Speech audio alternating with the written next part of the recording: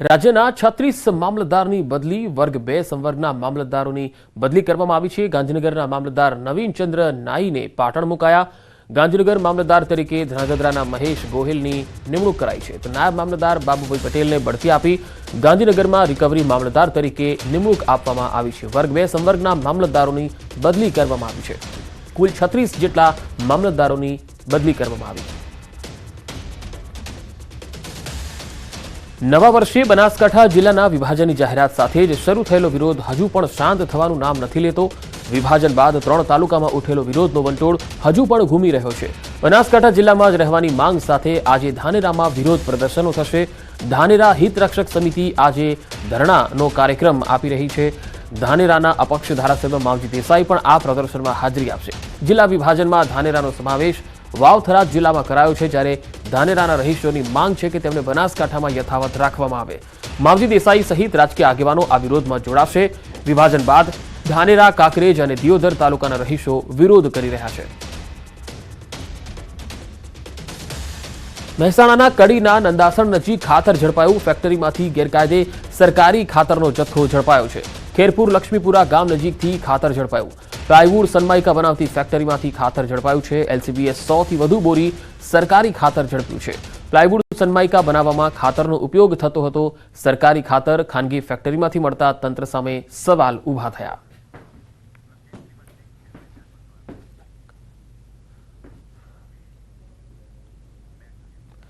અને હવે વાત કરીશું 4 પગના આતંકથી।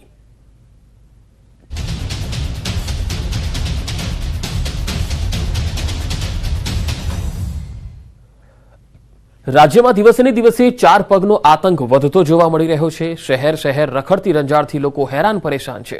આપની ટીવી સ્ક્રીન પરના આ દ્રશ્યો તમે જોઈ શકો છો। શહેર અલગ અલગ છે, પરંતુ તમામ સ્થળોએ સમસ્યા કહો કે દહેશત હવે વધી રહી છે। ક્યાંક રખડતા ઢોરે લોકોને અડફેટે લીધા, તો ક્યાંક કપિરાજનો આતંક જોવા મળ્યો।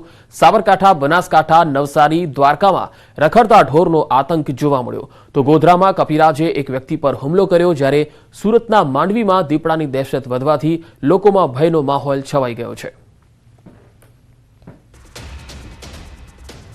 સુરતના અંતરિયાળ ગામોમાં દીપડાની દહેશત વધી છે।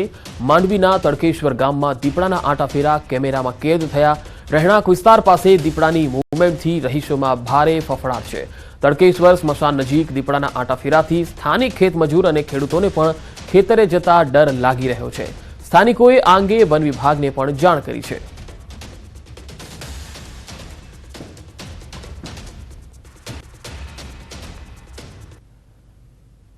તો આ તરફ ગીર સોમનાથના કોડીનારને અડીને આવેલા દુદાણા ગામમાં સિંહ પરિવારના ધામા જોવા મળ્યા। સિંહ પરિવારના ધામાને કારણે શ્વાન અને અન્ય રખડતા પશુઓમાં દોડધામ મચી ગઈ। કોડીનાર શહેરને અડીને આવેલા દુદાણા ગામ નર અને માદા સિંહની સાથે 2 સિંહ બાળ ગામમાં ઘૂસી ગયા હતા। સિંહ પરિવારે પણ શ્વાન પાછળ દોટ લગાવી હતી। આ આખી ઘટના સીસીટીવીમાં કેદ થઈ છે।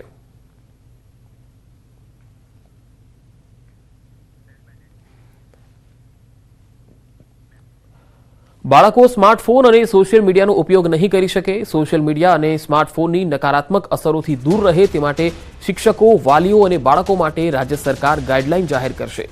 દેશમાં સૌપ્રથમ વખત ગુજરાત સરકાર ગાઈડલાઈન રજૂ કરશે। રાજ્ય શિક્ષણ મંત્રી પ્રફુલ્લ પાનસેરિયાએ આ મુદ્દે ઉચ્ચ કક્ષાની બેઠક કરી ચિલ્ડ્રન યુનિવર્સિટી અને સાયકિયાટ્રિસ્ટ સાથે ગાઈડલાઈન મુદ્દે ચર્ચા વિચારણા બાદ પરિપત્ર બહાર પાડશે। તો શિક્ષકો અને વાલીઓ માટે નિયમો જાહેર થઈ શકે છે। સ્માર્ટફોનથી બાળકોને જે નુકસાન થઈ રહ્યું છે, એટલા માટે હવે વાંચન અને રમતગમતનો વ્યાપ જે છે એ ઘટી રહ્યો છે, ત્યારે સરકાર હવે નજીકના દિવસોમાં આ અંગે એક ગાઈડલાઈન લાવશે। બાળકોને ફોનથી દૂર રાખવા માટે શાળાની અંદર કોઈ પણ બાળક હવે ફોન લઈને નહીં જઈ શકે, એ પ્રકારની એક ગાઈડલાઈન છે એ નજીકના દિવસોમાં આવી શકે છે। કારણ કે બાળકો માટે હવે સરકાર ચિંતિત છે, કારણ કે રમતગમત પ્રત્યે બાળકોનો જોગ ઘટી રહ્યો છે। બાળકોમાં મોબાઈલનો ઉપયોગ વધી રહ્યો છે અને તેના કારણે તેમની ઊંઘ પર, તેમની ખાવાની આદતો પર, તેમની વિચારવાની આદતો પર ખૂબ જ ફરક જોવા મળ્યો છે।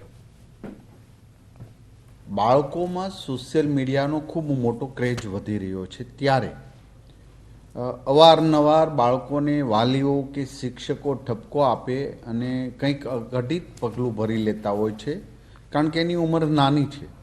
બાળકો ઘરેથી મોબાઈલ ના આપવાથી ભાગી જવા, રિસાઈ જવું, આત્મહત્યા સુધી હવે એ પ્રયાસ થવા માંડ્યા છે, ત્યારે રાજ્ય સરકાર દ્વારા સચિવશ્રીઓ અમારા IAS ઓફિસર સાથે ચિલ્ડ્રન અને ટીચર યુનિવર્સિટીના અમારા વાઇસ ચાન્સલરો સાથે સિવિલના સાયકોલોજીસ્ટ ડૉક્ટર અને બીજી અમારી ટીમ દ્વારા ઉચ્ચ ટેકનિકલ વિભાગ દ્વારા બધા જ અધિકારીઓ દ્વારા લગભગ 1.5 થી 2 કલાક જેટલી અમે આની ચર્ચા વિચારણા કરવામાં આવી છે. બાળકો મોબાઈલનો ઉપયોગ ઓછો કરે અને રમત પ્રત્યે વધુ ધ્યાન આપે, એ માટે તમામ શાળાઓમાં આનો એક પરિપત્ર કરી વાલીઓ સુધી આ માહિતી પહોંચાડવાનો અમારો એક પ્રયાસ છે.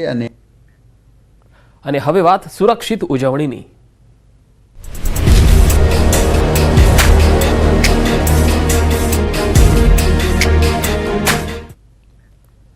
વાલીઓ તહેવારોમાં તમારા બાળકોનું ખાસ ધ્યાન રાખજો, કારણ કે દાહોદનો કિસ્સો તમામ વાલીઓ માટે ચેતવણી રૂપ છે. 5 વર્ષનો બાળક સિસોટી ગળી ગયો.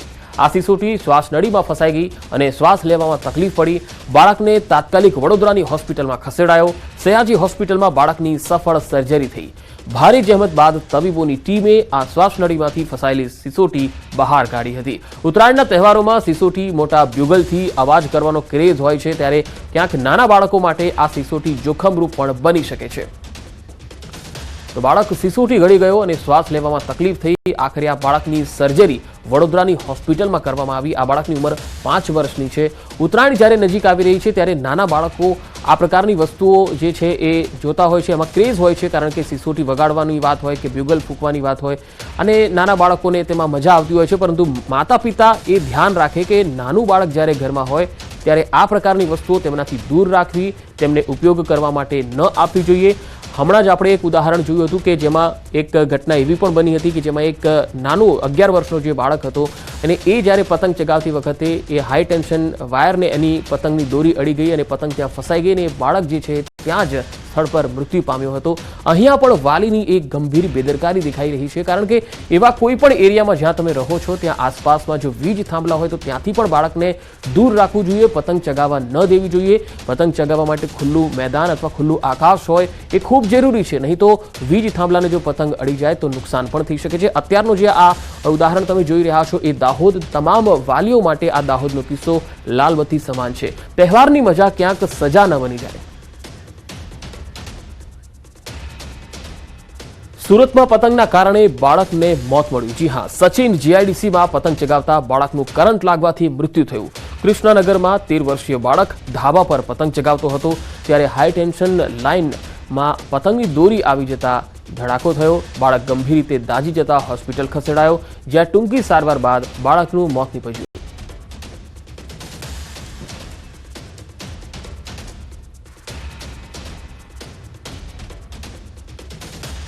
तो मेरा लड़का पतंग उड़ा रहा था और हाई टेंशन में वो तार आती है उसमें पतंग फंस गया. इसके डोरी हाथ में था, वो डोरी के निवर्तक वो पाँव आया उसका, वो शरीर में पूरा ब्लास्ट कर गया. તો સુરતનો આ બનાવ, હાઈ ટેન્શન લાઇનમાં પતંગની દોરી ફસાઈ અને આ બાળક જે છે એ મૃત્યુ પામ્યું. 13 વર્ષીય આ બાળક સુરતના સચિન GIDC વિસ્તારમાં પતંગ ચગાવતો હતો અને ઉત્તરાયણ જ્યારે નજીક છે ત્યારે તહેવારોની મજા ક્યાંક કોઈ પરિવાર માટે સજા ન બની જાય અને પરિવારમાં આ પ્રકારની સ્થિતિ ન ઉદ્ભવે તે માટે વાલીઓએ ખૂબ ધ્યાન રાખવાની જરૂર છે. 2 બનાવો તમારી સમક્ષ છે. એક દાહોદનો બનાવ છે કે જ્યાં બાળક સિસોટી ગળી ગયો અને તેને વડોદરાની હોસ્પિટલમાં સર્જરી દ્વારા એ બાળકમાંથી જે સિસોટી હતી શ્વાસ નળીમાં ફસાઈ ગઈ હતી તેને બહાર કાઢવામાં આવી. અને સુરતના સચિન વિસ્તારનો આ જે બાળક તમે જોઈ રહ્યા છો કે જેનું મૃત્યુ થયું છે, હાઈ ટેન્શન લાઇનને તેની પતંગની દોરી જે છે એ ફસાઈ જતા તેને કરંટ લાગવાથી મૃત્યુ થયું. મોરબીમાં ચાઇનીઝ દોરી વેચનારા હોલસેલર વેપારીને A ડિવિઝન પોલીસે ઝડપી પાડ્યો. વિપુલ હસમુખભાઈ હિરાણી નામના શખ્સની પોલીસે ધરપકડ કરી. ₹2.65 લાખની કિંમતની 408 નંગ ચાઇનીઝ દોરીની ફિરકી સાથે ઝડપી લેવાયો. આરોપીનું Morbi city B division police મથકમાં અન્ય ચાઇનીઝ દોરીના ગુનામાં નામ ખુલ્યું. A ડિવિઝન પોલીસ મથકના ગુનામાંથી જામીન મળતા B ડિવિઝન પોલીસ દ્વારા અટકાયત કરાઈ. ઉત્તરાયણ પહેલા સુરત જિલ્લા પોલીસ એક્શન મોડમાં આવી છે. બારડોલીમાં પોલીસે પતંગ અને દોરીની દુકાન ઉપર સઘન ચેકિંગ હાથ ધર્યું. પોલીસ દ્વારા 2 અલગ અલગ ટીમો બનાવી તપાસ કરતા બારડોલી નગરમાં ચાઇનીઝ દોરી બાબતે 2 કેસ નોંધાતા દોરી અને પતંગ વેચાણ કરનાર વેપારીઓમાં ખળભળાટ જોવા મળ્યો. હજુ ઉત્તરાયણ પહેલા બારડોલી ટાઉન પોલીસ દ્વારા વધુ સઘન ચેકિંગ હાથ ધરવામાં આવશે. આ ઉપરાંત બારડોલી પોલીસે આમ જનતાને પણ સાવચેતી રાખવાની માહિતી પણ આપવામાં આવી. ક્યાંક ચાઇનીઝ દોરી અને તુક્કલ જે સરકાર દ્વારા પ્રતિબંધિત હોય તેનો ઉપયોગ નહીં કરવાની પણ સૂચનો આપવામાં આવ્યા. ઉત્તરાયણના તહેવાર નિમિત્તે બારડોલી ટાઉન વિસ્તારમાં અલગ અલગ સ્ટોલો તથા છૂટક જે પતંગના દોરીના વેચાણ કરતા વેપારીઓ છે એમના ત્યાં તપાસ હાથ ધરવામાં આવી છે. જેમાં ચાઇનીઝ દોરી કે ચાઇનીઝ તુક્કલનું વેચાણ કરતા હોય કોઈ તો એ પ્રતિબંધિત વસ્તુઓ વેચાણ થતી હોય એના વિરુદ્ધ કાયદેસર કાર્યવાહી હાથ ધરવામાં આવી છે. આજ રોજ એવા 2 કેસો શોધી કાઢી એમની વિરુદ્ધ ગુનો દાખલ કરવામાં આવ્યો છે. તેમજ લોકોમાં એક અવેરનેસ ફેલાય અને લોકો આવા પ્રતિબંધિત વસ્તુનો ઉપયોગ ન કરે અને પોતાની જિંદગી તથા અન્યની જિંદગી જોખમાય ના એ માટે પોલીસ સતત કાર્યવાહી કરી રહી છે. રાજ્યના વધુ સમાચારો પર નજર કરીશું. હાલ રોકાઈશું એક વિરામ માટે.